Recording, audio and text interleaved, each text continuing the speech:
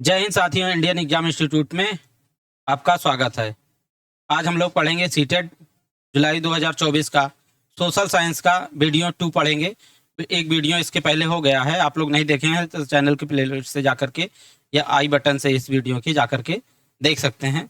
शुरू करते हैं। हम लोग 1 से 16 तक क्वेश्चन पढ़ चुके थे और 17 नंबर के क्वेश्चन से हम लोग शुरू करते हैं। सामाजिक विज्ञान या इसी को सामाजिक अध्ययन या सोशल साइंस या सोशल स्टडी SST जिसको कहते हैं। पेपर फर्स्ट और पेपर सेकंड दोनों लोगों के लिए, वैसे पेपर सेकंड का ही है, लेकिन सोशल साइंस जहां जहां भी आता है वहां वहां ये सारे प्रश्न आ सकते हैं। पहला प्रश्न है, प्रश्न नंबर 17 है, इनमें से क्या दिन एवं रात तथा ऋतुओं में परिवर्तन संभावित है? इनमें से क्या दिन एवं रात तथा ऋतुओं में परिवर्तन संभावित है? दिन एवं रात में परिवर्तन की बात करें तो दिन और रात घूर्णन गति के कारण होता है। पृथ्वी के घूर्णन गति किसे कहते हैं? पृथ्वी जब अपने धुरी पर ही घूमती है तो उसे घूर्णन गति कहते हैं। और ऋतुओं में जो परिवर्तन होता है पृथ्वी के परिक्रमण गति के कारण होता है। परिक्रमण गति किसे कहते हैं? परिक्रमण गति जब पृथ्वी सूर्य का चारों ओर जो दीर्घ वृत्ताकार कक्षा में चक्कर लगाती है पृथ्वी सूर्य का, तो उस चारों तरफ के चक्कर को पृथ्वी की परिक्रमण गति कहते हैं। देखते हैं इनमें से क्या दिन एवं रात पे ऋतुओं में परिवर्तन संभावित है। पहला ऑप्शन दिया है क्रमशः पृथ्वी के घूर्णन एवं परिक्रमण। अभी हमने बताया क्रमशः दिन एवं रात की बात कर रहा है, तो क्रमशः पृथ्वी के घूर्णन, दिन एवं रात पृथ्वी के घूर्णन के कारण, और ऋतुओं में परिवर्तन होता है परिक्रमण गति के कारण। तो ऑप्शन ए ही इसमें सही है। और ऑप्शन भी देख लेते हैं हम लोग। बी में दिया है क्रमशः पृथ्वी के परिक्रमण एवं घूर्णन के कारण। परिक्रमण हम लोग जानते हैं क्रमशः नहीं, पहले दिन एवं रात है तो घूर्णन गति होगा, तो ये वाला गलत है, बी ऑप्शन गलत है। सी ऑप्शन की बात करें सिर्फ पृथ्वी के घूर्णन के कारण, सिर्फ पृथ्वी के घूर्णन के कारण सिर्फ दिन एवं रात में परिवर्तन होता है, तो ये भी गलत है। सिर्फ पृथ्वी के परिक्रमण के कारण, प्रतिक्रमण के कारण हम लोग जानते हैं परिक्रमण से ऋतुओं में परिवर्तन होता है, तो ये डी ऑप्शन भी गलत है। यहाँ पे विश्लेषण दिया गया है, तो ऑप्शन ए सही है। पृथ्वी के घूर्णन एवं परिक्रमण दिन एवं रात तथा ऋतुओं में परिवर्तन संभावित करता है। पृथ्वी सौरमंडल का एकमात्र ज्ञात ग्रह है जिस पर जीवन है। पृथ्वी एकमात्र ऐसा ग्रह है पूरे सौरमंडल का जिस पर जीवन है, जीवन संभव है। जल की उपस्थिति के कारण इसे नीला ग्रह है, क्योंकि 2/3 भाग पर, पृथ्वी के 2/3 भाग पर 2/3 भाग पर जल पाया जाता है, तो इसलिए अंतरिक्ष से जब हम लोग देखते हैं पृथ्वी को तो ये नीला दिखाई देता है, इसलिए इसे नीला ग्रह भी कहा जाता है। पृथ्वी का एकमात्र ग्रह उपग्रह, पृथ्वी का एकमात्र उपग्रह चंद्रमा है, और यह अपने कक्ष पर, पृथ्वी अपने कक्ष पर 23.5 डिग्री अंश पर झुकी हुई है। ये अपने अंश पर 23.5 डिग्री पृथ्वी झुकी हुई है तथा सूर्य के चारों ओर 29.9 किलोमीटर प्रति सेकंड के वेग से चक्कर लगाती है। पृथ्वी कितने गति से चक्कर लगाती है? तो 29.8 किलोमीटर प्रति सेकंड, यानी कि एक सेकंड में 29.8 किलोमीटर की दूरी तय कर लेती है पृथ्वी सूर्य का चक्कर लगाने में। तो ऑप्शन ए इसमें सही है कि दिन एवं रात ऋतुओं में परिवर्तन संभावित करता है, तो क्रमशः पृथ्वी के घूर्णन एवं परिक्रमण के कारण, घूर्णन के कारण दिन एवं रात और परिक्रमण के कारण ऋतुओं में परिवर्तन होता है, तो ऑप्शन ए सही है। अगला प्रश्न हम लोग देखते हैं। प्रश्न संख्या 18 है, पृथ्वी लगभग 24 घंटे में अपने अक्ष 360 पर घूम जाती है। अपने अक्ष पर 360 डिग्री, यानी कि ये यहाँ पे है, यहाँ पर है, तो यहाँ से लेकर के यहाँ तक पूरा जब एक चक्कर लगाती है तो उसे 360 डिग्री कहते हैं। तो पृथ्वी लगभग 24 घंटे में अपने अक्ष पर पृथ्वी 360 डिग्री पर घूम जाती है, अर्थात एक घंटे में 15, यानी 24 घंटे में 360 डिग्री घूमती है, तो 24 घंटे से भाग कर दीजिए तो इसको, तो 24 घंटे से भाग करेंगे तो 1 घंटे 15 मिनट, 1 घंटा 15 मिनट में, और 1 घंटे में बराबर 15 डिग्री घूमती है। 1 घंटे में 15 डिग्री घूमती है। इस प्रकार जब ग्रीनविच में पर दोपहर के 12 ग्रीनविच 0 डिग्री देशांतर रेखा, 0 डिग्री देशांतर रेखा, 0 डिग्री देशांतर रेखा को ग्रीनविच रेखा कहते हैं। तो ग्रीनविच रेखा पर इस प्रकार जब ग्रीनविच में दोपहर के 12 बजते हैं तब ग्रीनविच से 30 डिग्री पूर्व में समय क्या होगा? 1 डिग्री बराबर हम लोग जानते हैं 1 डिग्री बराबर होता है 4 मिनट। 1 डिग्री बराबर 4 मिनट होता है, तो जब पूर्व में 30 डिग्री होगा, 30 डिग्री में 30 डिग्री गुणे 4 कर देंगे। 30 डिग्री को 4 से जब गुणा करेंगे 320, 3 चौक 12, 120 मिनट हो जाएगा। 120 मिनट अर्थात 2 घंटे, 120 मिनट अर्थात 2 घंटे। 2 घंटे पूर्व में आगे होता है। जब दो यहाँ पे 12 बजे रहेंगे, ग्रीन बीच रेखा पर 12 दोपहर के 12 बजेंगे, तो यहाँ पे शाम के 2 बजेंगे। 2 घंटे जब आगे होगा यहाँ का, तो शाम के 2 बजेंगे लगभग। तो इसमें क्या दिया है, ऑप्शन दिया है। प्रश्न एक बार हम लोग रिपीट कर लेते हैं। 18 नंबर का प्रश्न है, पृथ्वी लगभग 24 घंटे में अपने अक्ष पर 360 डिग्री पर घूम जाती है, अर्थात 1 घंटे में 15 डिग्री घूमती है। इस प्रकार ग्रीन बीच में दोपहर के 12 बजते हैं, तब ग्रीन बीच से 30 डिग्री पूर्व में समय होगा। ऑप्शन ए दिया है 2 PM अपराह्न 2 बजे, और अपराह्न 2 बजे देखिए यही ऑप्शन सही है। अभी हमने बताया 2 घंटे आगे चलता है, पूर्व की दिशा में आगे चलता है। अगर 2 घंटे पीछे की बात किया होता, पर पश्चिम की बात किया होता, तो 2 घंटे बाद में निकलता, वहां पे बाद का समय होता है, अर्थात 2 घंटे यहाँ से 12 से 2 घंटे 10 बजे होता प्रातः के। लेकिन पूर्व की बात कर रहा है तो 2 घंटे का समय अधिक होगा, तो 12 के बाद में 1 और 2 अर्थात 2 बजे, 2 PM अर्थात अपराह्न 2 बजे, यही सही है। 10 बजे ये गलत है, बाकी सारे ऑप्शन गलत हैं। विश्लेषण में देख लेते हैं। पृथ्वी लगभग 24 घंटे में अपने अक्ष पर 360 डिग्री पर घूम जाती है, अर्थात वह घंटे में 15 मिनट घूमती है, यही जो अभी हमने बताया। इस प्रकार जब ग्रीन बीच में दोपहर के 12 बजते हैं, तब ग्रीन बीच से 30 डिग्री पूर्व का समय होगा अपराह्न 2 बजे। अगला प्रश्न 19 नंबर का प्रश्न हम लोग देखते हैं। अंडमान और निकोबार द्वीप समूह में निम्न में से अंडमान और निकोबार द्वीप समूह में निम्न में से किस प्रकार के वन पाए जाते हैं, यानी अंडमान और निकोबार द्वीप समूह में किस प्रकार के वन पाए जाते हैं, निम्नलिखित में से किस प्रकार के वन पाए जाते हैं अंडमान और निकोबार द्वीप समूह में। पहला ऑप्शन दिया है आर्द्र पर्णपाती वन, बी है शुष्क पर्णपाती वन, सी है शीतोष्ण वन, और सी तक ही दिया है, ABC दिया गया है, और उपयुक्त विकल्प का चयन करें। पहले ऑप्शन में है केवल ए सही है, बोथ में है, बी में है बोथ ए और बी दोनों सही हैं, सी में है ए तथा बी, ए तथा सी दोनों सही हैं, डी में है ए बी तथा सी सभी सही हैं। तो यहाँ पे बात करें तो ऑप्शन ए सही है, केवल ए सही है कि अंडमान और निकोबार में हम लोग जानते हैं ठंड बहुत ज्यादा होती है, तो आर्द्र पर्णपाती वन पाए जाते हैं, तो ऑप्शन ए सही है। विश्लेषण देखते हैं हम लोग। अंडमान और निकोबार द्वीप समूह में आर्द्र पर्णपाती वन पाए जाते हैं। यह भारत का एक केंद्र शासित प्रदेश है। अंडमान और निकोबार केंद्र शासित प्रदेश है, और यह बंगाल की खाड़ी के दक्षिण में हिंद महासागर में स्थित है। अंडमान और निकोबार द्वीप समूह हम जानते हैं बंगाल की खाड़ी में हिंद महासागर में स्थित है, और यह कई छोटे बड़े द्वीपों से मिलकर बना है। ये कई छोटे बड़े द्वीपों से मिलकर बना है, और अंडमान और निकोबार द्वीप समूह की राजधानी पोर्ट ब्लेयर है। ये बहुत इंपॉर्टेंट है, क्योंकि हम लोग प्रश्न में ही जब विश्लेषण पढ़ते हैं तो इससे बहुत सारे प्रश्न हम लोगों के तैयार हो जाते हैं, और ये सारे कोई भी एग्जाम देते हैं हम सभी में काम देते हैं। कहने के लिए सीटेड है, चाहिए इसे सीटेड लिख दीजिए, टेट लिख दीजिए, कोई भी एग्जाम लिख दीजिए, लेकिन ये अगर किसी में सोशल साइंस आता है तो ये सभी के लिए महत्वपूर्ण है।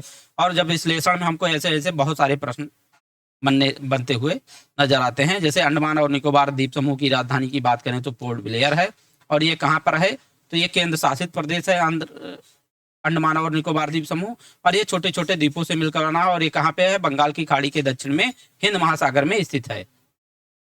तो इस प्रकार से ऑप्शन ए इसका सही है कि आर्द्र पर्णपाती वन पाए जाते हैं अंडमान और निकोबार द्वीप समूह में। पहला ऑप्शन सही है। अगला प्रश्न नंबर 20 की बात करते हैं हम। प्रश्न नंबर 20 में है, कथन दिया गया है, निम्न कथनों को पढ़िए और उन पर विचार करना है कि कौन सा ऑप्शन उपयुक्त विकल्प का चुनाव करना है। कथन और कारण दिया गया है। कथन ए की बात करें तो कथन ए में दिया है, ग्रेनाइट ठोस चट्टाने हैं तथा बिल्डिंग बनाने, सजावटी व सिलबट्टे के तौर पर प्रयोग में लाई जाती हैं। कथन ए कह रहा है कि ग्रेनाइट ठोस चट्टाने हैं तथा बिल्डिंग बनाने में, सजावटी में व सिलबट्टे के तौर पर प्रयोग में लाई जाती हैं। इसका कारण दिया है, कारण आर, पृथ्वी की भूपरपटी के बहुत नीचे धीरे धीरे ठंड होने के कारण ये बड़े दानों के रूप में रूप लेते हैं, बड़ों दानों के रूप ले लेते हैं। उपयुक्त विकल्प का चुनाव करना है। ऑप्शन ए में दिया गया है कि ए और आर दोनों सही है तथा आर सही व्याख्या करता है ए की। बी में दिया है ए तथा आर दोनों सही हैं किंतु आर सही व्याख्या नहीं करता है ए की। सी में दिया गया है ए सही है किंतु आर गलत है।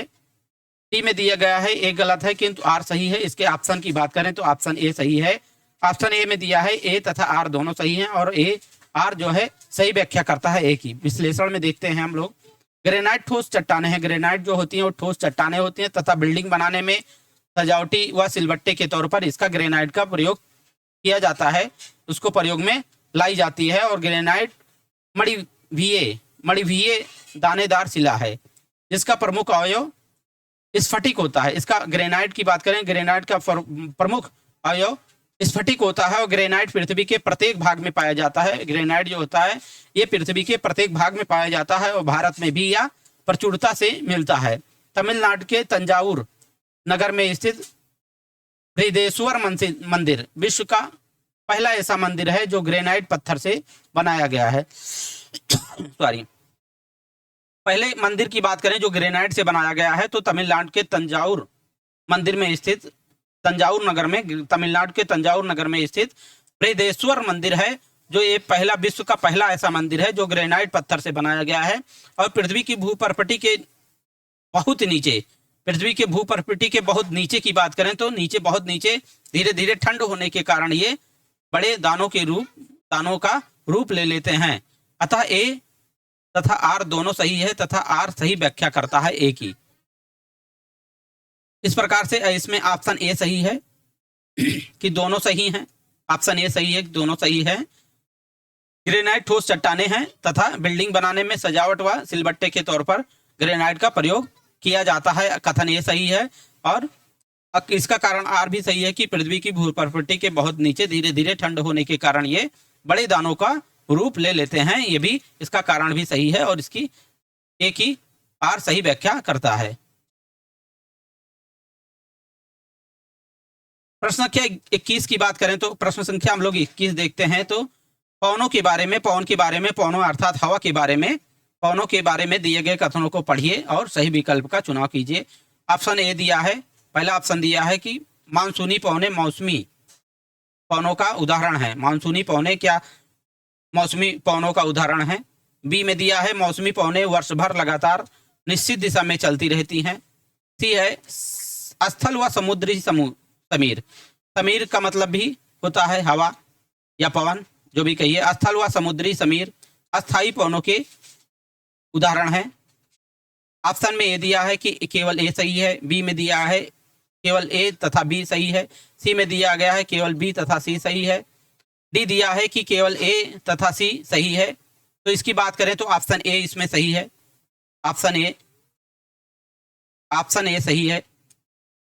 ऑप्शन ए सही है कि मानसूनी पवने मौसमी पवनों का उदाहरण है। मानसूनी, जब मानसून आता है तो मानसूनी पवने उसी को कहा जाता है, जब मानसून आता है तो उसी को मानसूनी पवने कहा जाता है। ये मानसूनी पवने मौसमी अर्थात मौसमी पवनों का ही उदाहरण है। विश्लेषण की बात करें तो विश्लेषण हम लोग देखते हैं पवने 3 प्रकार की होती हैं। पवने कितने प्रकार की होती हैं? पवने 3 प्रकार की होती हैं। प्रचलित पवन, मौसमी पवन और स्थानीय पवन। मौसमी पवन वह पवन है जिनकी प्रवाहित होने की दिशा समय या मौसम के अनुसार परिवर्तित हो जाती है अर्थात बदल जाती है। तो ऐसी पवनों को मौसमी पवने कहते हैं। मौसमी पवने वह पवने हैं जो मौसम के अनुसार जो है अपनी दिशा बदल देती हैं। और स्थल, समुद्री व मानसूनी पवने मौसमी पवनों के उदाहरण हैं। स्थल, समुद्री व मानसूनी पवने मौसमी पवनों के, स्थल की बात करें, स्थल पवनों की बात करें, समुद्री पवनों की बात करें और वह मानसूनी पवनों की बात करें तो ये मौसमी पवनों के उदाहरण हैं। इस प्रकार से ऑप्शन ए इसका सही है। ऑप्शन ए इसमें सही है कि मानसूनी पवने मौसमी पवनों का उदाहरण है। बी की बात करें तो भी गलत है। इसमें मौसमी पवने वर्ष भर लगातार निश्चित दिशा में नहीं चलती हैं, ये अपनी दिशा बदलती रहती हैं। सी की बात करें तो स्थल व समुद्री समीर अस्थायी पवनों के उदाहरण है। अस्थायी पवने नहीं है, जब मानसून आता है तभी ये पवने चलती हैं, तो ये भी गलत है। इस प्रकार ऑप्शन ए ही सही है। प्रश्न संख्या 22 हम लोग देखते हैं। प्रश्न संख्या 22 में संघनन के संदर्भ में निम्न कथनों को पढ़िए। संघनन के संदर्भ में हम लोगों को निम्न कथनों में पढ़ना और बताना है कि इस संघनन के संदर्भ में कौन सा कथन सही है। ऑप्शन ए दिया है जलवाष्प संघनित होकर ठंडा होकर जल की बूंदे बनाते हैं।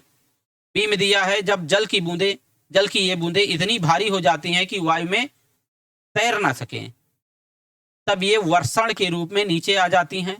सी में दिया है कि आकाश में उड़ते हुए जेट हवाई जहाज अपने पीछे पद चिन्ह छोड़ते जाते हैं क्योंकि इंजनों से निकली नमी संघनित हो जाती है। सही विकल्प का चुनाव करना है। ऑप्शन ए में दिया है केवल ए तथा बी सही है, बी में दिया है केवल बी तथा सी सही है, सी में दिया है केवल ए तथा सी सही है और डी में दिया है आल अर्थात सभी ए बी और सी तीनों सही हैं। तो ऑप्शन की बात करें तो इसमें से तीनों सही हैं। ऑप्शन सी तीनों सही हैं। गैसों से समुद्र गैस से द्रव बनने की परिघटना को संघनन कहते हैं। संघनन की बात कर रहा था, इसमें संघनन किसे कहते हैं?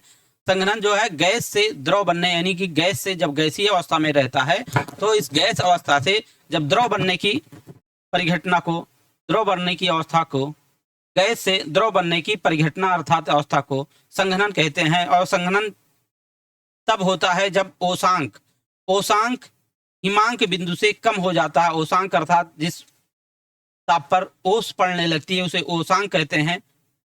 तो जब ओसांक हिमांक कम अर्थ होता है जिस पर हिम अर्थात बर्फ जम जाता है, उस ताप बिंदु को, उस ताप पॉइंट को हिमांक बिंदु कहते हैं। जब ओसांक हिमांक बिंदु से कम या ज्यादा रहता है, जब ओसांक जो है ओसांक हिमांक बिंदु से अर्थात बर्फ बनने के बिंदु से कम या ज्यादा रहता है, तब जलवाष्प संघनित होकर ठंडा होकर जल की बूंद बनाते हैं और यह प्रक्रिया वाष्पन के विपरीत है। प्रायः जल चक्र के संदर्भ में ही इसका प्रयोग होता है। वर्षा भी एक प्रकार का संघनन ही है। वर्षा भी एक प्रकार का संघनन ही है। आकाश में उड़ता हुआ जेट हवाई जहाज अपने पीछे पदचिन्ह छोड़ते हैं। अब आकाश में जब हम लोग देखते हैं, जब हवाई जहाज जाता है तो अपने पदचिन्ह और सफेद रेखा भी छोड़ता है क्योंकि इंजनों से निकली नमी संघनित हो जाती है। इंजनों से जो नमी निकलती है वो संघनित हो जाती है, जो हमें रेखा के तौर पर, पदचिन्ह के तौर पर दिखाई देती है। इसलिए संघनन के संदर्भ में ऑप्शन ए, बी और सी तीनों सही है। इस प्रकार से डी ऑप्शन सही है कि ए, बी और सी तीनों सही हैं। अगला प्रश्न हम लोग देखते हैं, प्रश्न संख्या 23। प्रश्न संख्या 23 की बात करें तो तिब्बती एंटीलोप का शिकार इसके ऊन शाहतूत के लिए किया जाता है क्योंकि आगे ऑप्शन दिए हैं। ए में यह वजन में हल्का होता है। एक बार फिर से रिपीट करते हैं प्रश्न। तिब्बती एंटीलोप का शिकार इसके ऊन शाहतूत के लिए किया जाता है क्योंकि ए यह वजन में हल्का होता है, बी यह अत्यधिक गर्म होता है, सी यह जानवर बहुत अधिक संख्या में, यह जानवर बहुत अत्यधिक संख्या में या अधिक संख्या में पाया जाता है। ऑप्शन की सही ऑप्शन का चुनाव करना है। ऑप्शन ए में है ए और बी सही है, बी में दिया है ए और सी सही है, सी में दिया है बी और सी सही है, डी में दिया है ए बी सी तीनों सही है। ऑप्शन की बात करें तो ऑप्शन ए सही है। ऑप्शन ए सही है। यह वजन में हल्का होता है, या वजन में हल्का होता है और यह अत्यधिक गर्म नहीं होता। यहाँ जानवर बहुत अधिक संख्या में नहीं पाए जाते हैं, ये गलत है। तो तिब्बती एंटीलोप का शिकार इसके ऊन शाहतूत के लिए किया जाता है क्योंकि यह वजन में हल्का होता है। विश्लेषण की बात करें तो तिब्बती एंटीलोप का शिकार इसके ऊन शाहतूत के लिए प्रयोग के लिए किया जाता है क्योंकि यह वजन में हल्का होता है तथा यह अत्यधिक गर्म भी होता है। यह पूर्वोत्तर तिब्बती पठार में पाए जाते हैं। उनका शिकार उनके बेहद गर्म, नरम तथा हल्के अंडरफर के लिए किया जाता है जो आमतौर पर मृत्यु के बाद प्राप्त होता है। शाहतूत शाल पारंपरिक रूप से भारत में शादी के तोहफे के रूप में दिए जाते हैं तथा एक शाल बनाने के लिए 3 से 5 तिब्बती एंटीलोप का अंडरफर प्रयोग होता है। अगला प्रश्न हम लोग देखते हैं, प्रश्न संख्या 24 हम लोग देखते हैं। नीचे दिए गए कथन ए और आर पर विचार करें। कथन ए दिया गया है और आर दिया गया है, इस पर विचार करना है और सही विकल्प का चयन करना है। ए में दिया है नवीकरणीय संसाधन असीमित होते हैं और इन पर मानवीय क्रियाओं का प्रभाव नहीं होता। बी में दिया है नवीकरणीय संसाधन की तुलना में नवीकरणीय संसाधन जल्दी पुनः पूरित हो जाते हैं। सही विकल्प का चुनाव करना है। नवीकरणीय की बात करें जैसे सौर ऊर्जा, पवन ऊर्जा, जिन्हें पुनः हम लोग प्रयोग कर सकते हैं, जिनका ऐसे ऊर्जा को नवीकरणीय ऊर्जा कहा जाता है। तो इसमें ऑप्शन डी सही है। ऑप्शन में बात करें तो ए में दिया है ए और बी दोनों सही है, बी में दिया है ए और बी दोनों गलत है, सी में दिया है ए सही है लेकिन बी गलत है, डी में दिया गया है ए गलत है लेकिन बी सही है। ए गलत है लेकिन बी सही है। इसमें बात करें हम लोग नवीकरणीय संसाधन असीमित होते हैं, असीमित नहीं होता है, ये भी कभी ना कभी खत्म होंगे और इन पर मानवीय क्रियाओं का प्रभाव नहीं होता है, नहीं इस पर मानवीय क्रियाओं का प्रभाव पड़ता है। अनवीकरणीय मतलब जो बिना नवीकरणीय हैं। अनवीकरणीय संसाधन की तुलना में नवीकरणीय संसाधन, अनवीकरणीय अर्थात जिनका हम लोग पुनः प्रयोग नहीं कर सकते, उन्हें अनवीकरणीय। आ उपसर्ग अगर लग गया है, आ उपसर्ग का मतलब होता है बिना। बिना जैसे सामाजिक में असामाजिक आ उपसर्ग हो जाता है, इसी में तो असामाजिक हो जाता है अर्थात बिना समाज का हो जाता है। तो आ उपसर्ग जब लगता है तो वहां पे बिना या बगैर हो जाता है। जैसे संचारी में असंचारी जुड़ जाता है तो इसका अर्थ गैर संचारी हो जाता है संचारी का, और संचारी का अर्थ होता है संचारी अर्थात जो फैलने वाला हो। आ उपसर्ग लग गया है अनवीकरणीय अर्थात जो नवीकरणीय ना हो, ऐसा संसाधन की तुलना में नवीकरणीय अर्थात नवीकरणीय संसाधन जल्दी पुनः पूरित हो जाते हैं। ये ऑप्शन सही है कि अनवीकरणीय संसाधन नवीकरणीय संसाधन की तुलना में जल्दी पुनः पूरित हो जाते हैं।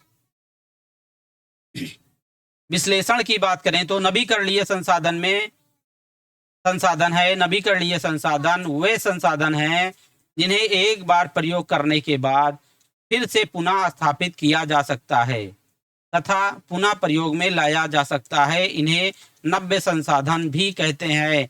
नवीकरणीय संसाधन को नव्य संसाधन भी कहते हैं।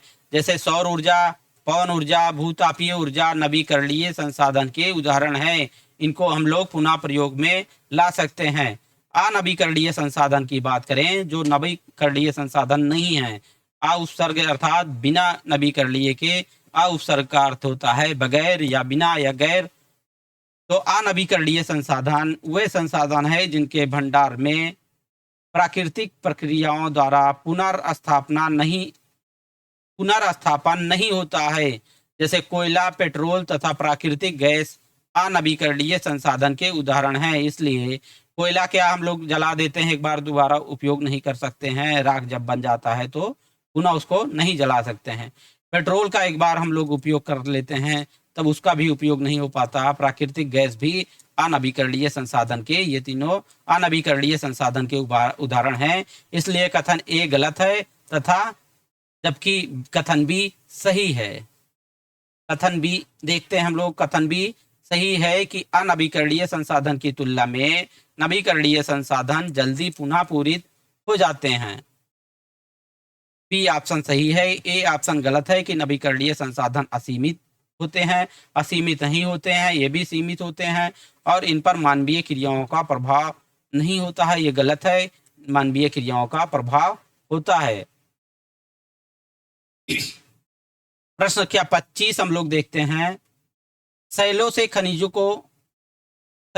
खनिजों को बाहर निकालने की प्रक्रिया का क्रम क्या होगा अगर आप पृथ्वी की सतह से उसकी आंतरिक तहों तक जाते हैं। सैलों से खनिजों को बाहर निकालने का प्रक्रिया सैलों से सैल अर्थात पत्थर, सैल कहते हैं पत्थर को, अर्थात सैलों से खनिजों को बाहर निकालने की प्रक्रिया का क्रम क्या होगा अगर आप पृथ्वी की सतह से उसकी आंतरिक तहों तक जाते हैं। ए में दिया है विवृत खनन, बी कूपकी खनन, सी आखनन। सही विकल्प का इसमें चुनाव करना है। ऑप्शन ए में दिया गया है CAB, अर्थात पहले C करेंगे फिर B फिर A फिर B, पहले C फिर A फिर B, सही क्रम का चुनाव करना है। B में है A C और B, C में है पहले A B और C, D में दिया है B A और C। इसमें ऑप्शन ए सही है, पहला क्रम है ऑप्शन ई। पहले क्या करेंगे, विवृत खनन करेंगे, उसके बाद हम लोग करेंगे पहले आखनन करेंगे, उसके बाद में हम लोग विवृत खनन करेंगे दूसरे नंबर पर, और तीसरे नंबर पर कूप की खनन करेंगे। विश्लेषण की बात करें, आखनन, विवृत खनन, कूप की खनन या शैलों से खनिजों को बाहर निकालने की प्रक्रिया का क्रम है। शैल अर्थात पत्थरों से जब हम लोग खनिज निकालते हैं तो पहले उनका आखनन करेंगे, फिर विवृत खनन करेंगे, फिर कूप की खनन करेंगे, और यह शैलों से खनिजों को निकालने की प्रक्रिया का क्रम है जो पृथ्वी की सतह से उसकी आंतरिक तहों तक जाते हैं। इस प्रकार ऑप्शन ए सही है। अगला प्रश्न हम लोग देखते हैं, प्रश्न संख्या 26। स्थानांतरी कृषि के संदर्भ में निम्नलिखित कथनों का पर विचार कीजिए। स्थानांतरी कृषि अर्थात इसी को झूम खेती भी कहते हैं, जो जंगलों में किया जाता था, वनों को काटकर एक स्थान पर खेती किया जाता था, उसके बाद वहां पे दोबारा खेती नहीं किया जाता था, फिर दूसरे स्थान को साफ करके फिर दूसरे स्थान पर खेती किया जाता था, तो इसी को स्थानांतरी कृषि या झूम खेती भी कहा जाता है। तो प्रश्न संख्या 26 में दिया है कि कई स्थानांतरी कृषि के संदर्भ में निम्नलिखित कथनों पर विचार कीजिए। ए में दिया है ये भारी वर्षा वाले क्षेत्र हैं। बी या तीव्र पुनर्जनन वाले क्षेत्रों में प्रचलित होती है। सी में दिया है इसे कर्तन एवं दहन कृषि के नाम से भी जाना जाता है। सही वाक्य क्या है? ए में दिया है ए तथा बी सही है, बी में है बी एवं सी सही है, सी में ए तथा सी सही है, डी में ए बी तथा सी सभी सही हैं। स्थानांतरित कृषि की बात करें तो ये इसमें तीनों सही हैं। ऑप्शन डी स्थानांतरित कृषि के संदर्भ में निम्न कथन सही हैं। ये भारी वर्षा वाले क्षेत्र होते हैं। स्थानांतरित कृषि जहां किया जाता है ये भारी वर्षा वाले क्षेत्र होते हैं, या तीव्र पुनर्जनन क्षमता वाले क्षेत्रों में क्षेत्र प्रचलित होते हैं। इस कृषि प्रणाली को कर्तन एवं दहन कृषि के नाम से भी जाना जाता है। या कृषि अमेजन बेसिन के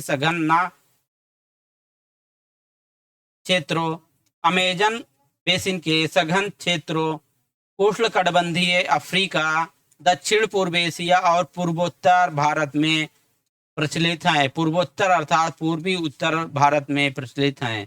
तो इस प्रकार से इसका ऑप्शन ए, बी तथा सी सभी सही हैं। स्थानांतरित कृषि के संदर्भ में निम्नलिखित कथनों पर विचार करना था। ये भारी वर्षा वाले क्षेत्र होते हैं, ये भी सही है। और यह तीव्र पुनर्जनन वाले क्षेत्र में प्रचलित होती हैं, ये भी सही है। और इसे कर्तन एवं दहन कृषि के नाम से भी जाना जाता है। इस प्रकार से तीनों ऑप्शन सही हैं। ऑप्शन डी में दिया है ए, बी, सी सभी ये सही है, ऑप्शन डी। अगला प्रश्न हम लोग देखते हैं, प्रश्न संख्या 27। अगर आप कक्षा में प्रेयरी और वेल्ड पर परिचर्चा कर रहे हैं तो आप विश्व मानचित्र पर किस क्षेत्र को अंकित करेंगे? अगर आप कक्षा में प्रेयरी और वेल्ड पर परिचर्चा अर्थात चर्चा कर रहे हैं तो आप विश्व मानचित्र पर किस क्षेत्र को अंकित करेंगे? ए में दिया है संयुक्त राज्य अमेरिका और दक्षिण अमेरिका क्रमशः, बी में है दक्षिण अमेरिका और कनाडा क्रमशः, सी में अमेजन बेसिन दक्षिण अफ्रीका क्रमशः, डी में कनाडा और दक्षिण अफ्रीका क्रमशः। अगर आप कक्षा में प्रेयरी और वेल्ड पर परिचर्चा कर रहे हैं तो आप विश्व मानचित्र पर क्रमशः कनाडा और दक्षिण अफ्रीका क्षेत्र को अंकित करेंगे। और यह कनाडा और दक्षिण अफ्रीका क्षेत्र या शीतोष्ण कटिबंधीय घास के मैदानों में के उदाहरण हैं। कनाडा और दक्षिण अफ्रीका क्षेत्र शीतोष्ण कटिबंधीय घास के मैदानों के उदाहरण हैं और यह 30 डिग्री से 45 डिग्री अक्षांशों के मध्यवर्ती भागों में पाए जाते हैं। 30 डिग्री अक्षांश रेखा और 45 डिग्री अक्षांश रेखा के मध्य में ये क्षेत्र पाए जाते हैं। शीतोष्ण कटिबंधीय क्षेत्र में आते हैं। उत्तरी गोलार्ध में स्थलीय विस्तार अधिक होने के कारण इन मैदानों का विस्तार कहीं कहीं 50 डिग्री उत्तरी अक्षांश तक पाया जाता है। इन घास के मैदानों को संयुक्त राज्य अमेरिका व कनाडा में प्रेयरी क्या है, तो ये घास के मैदान होते हैं और संयुक्त राज्य अमेरिका और कनाडा में इसे प्रेयरी, अर्जेंटीना में उरुग्वे और ब्राजील में पंपास तथा दक्षिण अफ्रीका में वेल्ड और यूरेशिया में स्टेपीज तथा ऑस्ट्रेलिया में डाउन्स कहा जाता है। ये भी सारे ऑप्शन बहुत ही अच्छे ऑप्शन हैं, इम्पोर्टेंट है। संयुक्त राज्य अमेरिका में घास के मैदान को संयुक्त राज्य अमेरिका व कनाडा में घास के मैदान को प्रेयरी कहा जाता है और अर्जेंटीना में घास के मैदान को उरुग्वे कहा जाता है और ब्राजील में घास के मैदान को पंपास कहा जाता है और दक्षिण अफ्रीका में घास के मैदान को वेल्ड कहा जाता है और यूरेशिया में स्टेपीज कहा जाता है और ऑस्ट्रेलिया में घास के मैदान डाउन्स कहा जाता है। इस प्रकार ऑप्शन डी सही है। ये प्रेयरी की बात कर रहा है तो कनाडा और संयुक्त राज्य अमेरिका में प्रेयरी कहा जाता है, कनाडा है संयुक्त राज्य अमेरिका, और अफ्रीका में यहाँ पे क्या दिया है देखना पड़ेगा। प्रेयरी कह रहा था और वेल्ड कह रहा था। वेल्ड किसे कहते हैं? प्रेयरी जो है अफ्रीका हो गया और संयुक्त राज्य अमेरिका हो गया। संयुक्त राज्य अमेरिका है नहीं, यहाँ पर है लेकिन यहाँ पे दक्षिण अमेरिका है जो वेल्ड नहीं कहा जाता है, इसलिए यहाँ पे कनाडा है। कनाडा में प्रेयरी कहा जाता है घास के मैदान को और वेल्ड कहा जाता है। दक्षिण अफ्रीका में वेल्ड कहा जाता है घास के मैदान को। दक्षिण अफ्रीका, ये हम लोग देख सकते हैं, दक्षिण अफ्रीका में घास के मैदान को वेल्ड कहा जाता है। इस प्रकार ऑप्शन डी सही है कि कनाडा में प्रेयरी कहा जाता है और दक्षिण अफ्रीका में घास के मैदान को वेल्ड कहा जाता है। और प्रेयरी और वेल्ड की ही इसमें बात कर रहा है क्रमशः।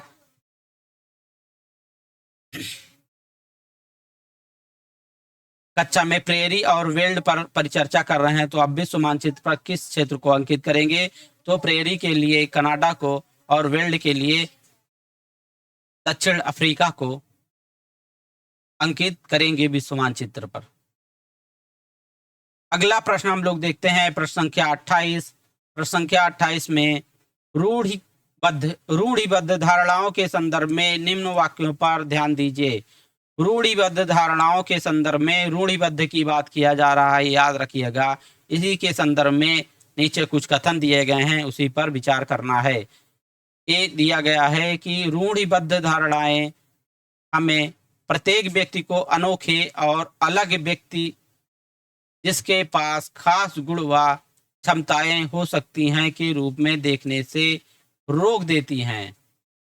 बी में है रूढ़िबद्ध धारणाएं बड़ी संख्या में लोगों को एक ही प्रकार के खांचे में जड़ देती हैं। सी में दिया है रूढ़िबद्ध धारणाओं का हम सब पर प्रभाव पड़ता है क्योंकि इनके चलते हमें उन कामों को करने का मौका मिलता है जिनमें हम अच्छे हैं। सही विकल्प का चयन करना है। ऑप्शन ए में दिया है केवल ए सही है, बी में केवल ए तथा बी सही है, सी में केवल बी तथा सी सही है, डी में सभी सही हैं, ए बी तथा सी तीनों सही हैं।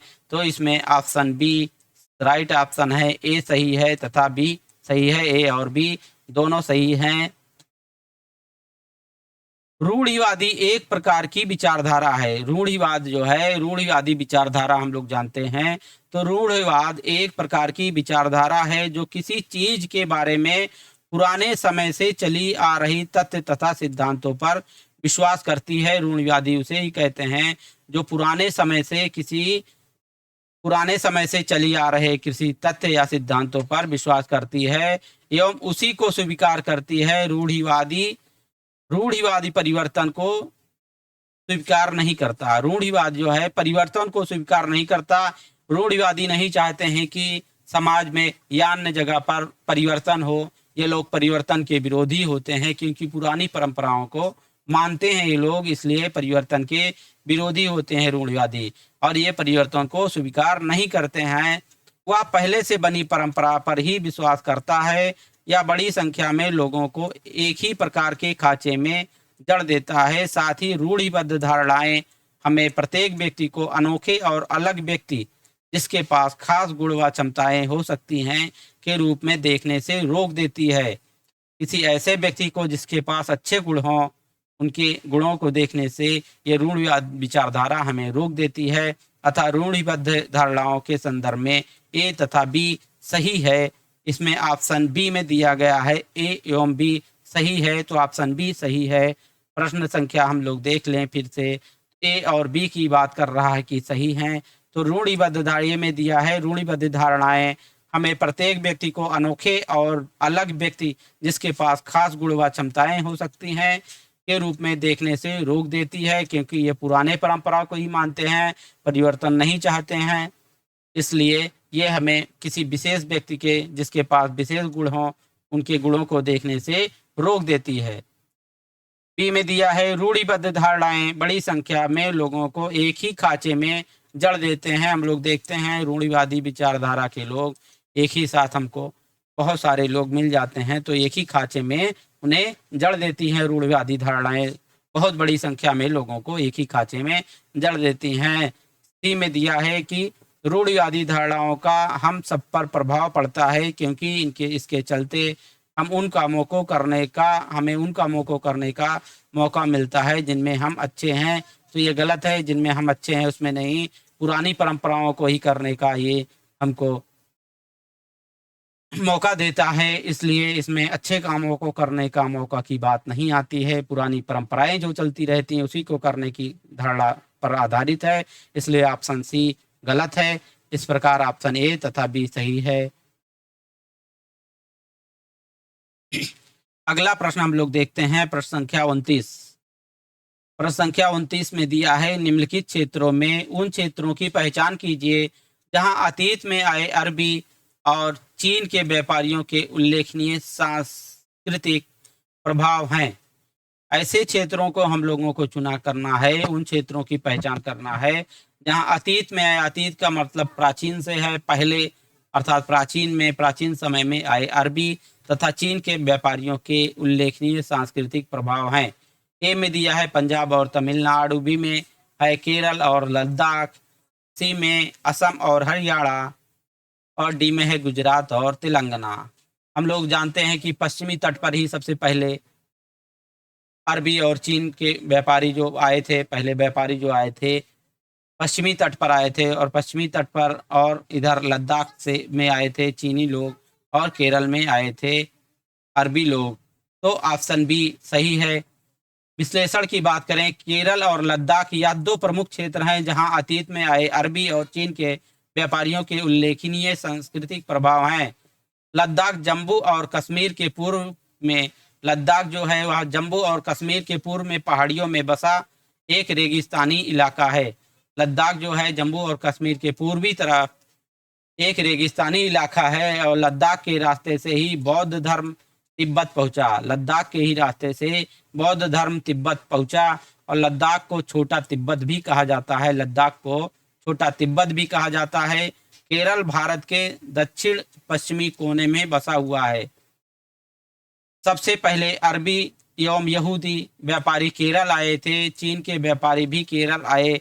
यहाँ पर मछली पकड़ने के लिए जो जाल इस्तेमाल किए जाते हैं वो चीनी जालों से हूबहू मिलते हैं और इन्हें चीना वला कहते हैं। इन जालों को जो हूबहू चीन से मिलते हैं, मछली पकड़ने वाले जाल, ये चीन से हूबहू चीनी जाल से हूबहू मिलते हैं और इन जालों को चीना वाला कहते हैं। इस प्रकार ऑप्शन बी सही है। केरल और लद्दाख, केरल और लद्दाख में आए अरबी और चीन के व्यापारियों के उल्लेखनीय सांस्कृतिक प्रभाव मिलते हैं। ऑप्शन बी सही है। अगला प्रश्न हम लोग देखते हैं, प्रश्न संख्या 30।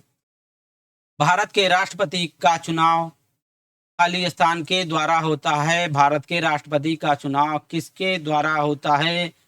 ऑप्शन में ए में दिया है कि मंत्रियों एवं उनके मुखियाओं की परिषद द्वारा। भारत के राष्ट्रपति का चुनाव के द्वारा होता है। ऑप्शन ए में है मंत्रियों एवं उनके मुखियाओं की परिषद के द्वारा। बी में है योग्य नागरिकों द्वारा प्रत्यक्ष चुनाव के माध्यम से। ये तो होता नहीं है, ना ही इनके मंत्रियों एवं उनके मुखियाओं की परिषद के द्वारा।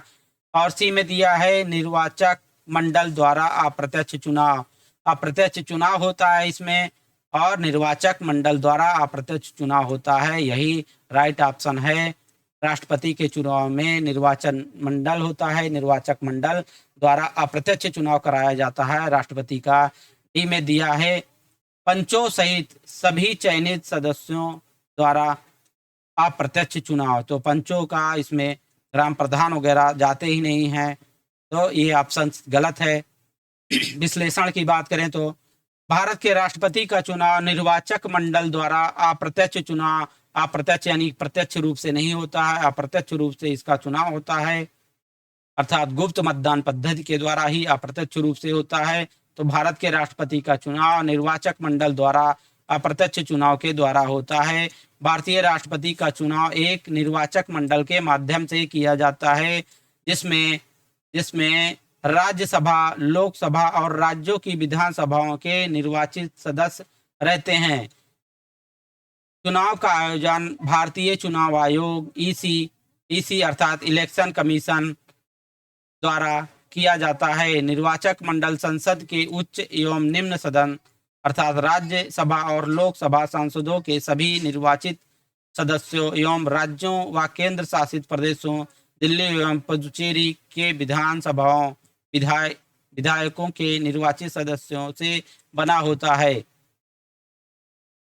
राष्ट्रपति के चुनाव में भाग लेने की बात करें तो निर्वाचक मंडल के माध्यम से राष्ट्रपति का चुनाव किया जाता है। और निर्वाचक मंडल में राज्यसभा, लोकसभा और राज्यों की विधानसभाओं से निर्वाचित सदस्य, जिन्हें विधायक कहा जाता है, राज्यों की विधानसभाओं के निर्वाचित सदस्य इसमें भाग लेते हैं। और चुनाव का आयोजन भारतीय चुनाव आयोग यानी कि इंडियन इलेक्शन कमीशन द्वारा किया जाता है। और निर्वाचक मंडल संसद के उच्च और निम्न सदन में राज्यसभा और लोकसभा के सांसदों के सभी निर्वाचित सदस्य होते हैं, इसमें भाग लेते हैं। मनोनीत सदस्य इसमें भाग नहीं लेते हैं राष्ट्रपति के चुनाव में। तो निर्वाचित सदस्य जितने भी होते हैं, लोकसभा, राज्यसभा और राज्यों की विधानसभाओं के निर्वाचित सदस्य अर्थात विधायक सभी भाग लेते हैं, अर्थात संसद और विधायक इसमें भाग लेते हैं। दोनों सदनों के सांसद, राज्यसभा और लोकसभा के सांसद और विधानसभाओं के जो विधायक हैं, ये सभी लोग भाग लेते हैं। और इसके साथ साथ राज्यों व केंद्र शासित प्रदेशों, जिसमें दिल्ली और पुदुचेरी के विधानसभा उनके विधायकों के निर्वाचित सदस्य से बना होता है। और इसमें अनुच्छेद की बात करें तो अनुच्छेद 54 ये भी इम्पोर्टेंट है। अनुच्छेद 54 यानी आर्टिकल 54 भारत राष्ट्रपति का चुनाव, इसमें राष्ट्रपति के चुनाव का दिया है। राष्ट्रपति के चुनाव अनुच्छेद 54 के अंतर्गत आता है। और राष्ट्रपति के चुनाव की प्रक्रिया की बात करें तो अनुच्छेद 55 में दिया गया है। इसमें प्रक्रिया क्या क्या होगी राष्ट्रपति के चुनाव की, तो अनुच्छेद आर्टिकल 55 और आर्टिकल 54 राष्ट्रपति का चुनाव। राष्ट्रपति के चुनाव से दो आर्टिकल संबंधित हैं, अनुच्छेद 54 और 55।